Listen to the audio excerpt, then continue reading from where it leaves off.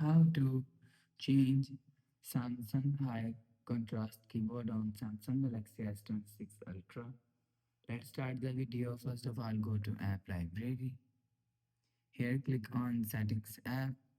Now in Settings, scroll down and click on General Management. After click on General Management, click on Samsung Keyboard Settings.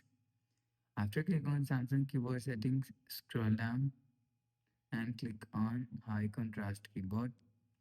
After click on high contrast keyboard, so make sure turn on high contrast keyboard button.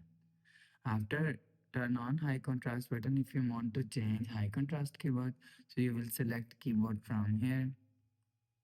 So you will select keyboard from here. After change high contrast keyboard, go back to home screen. So that's how you can change Samsung high contrast keyboard on Samsung Galaxy S26 Ultra. If you like the video, please subscribe. Thanks for watching.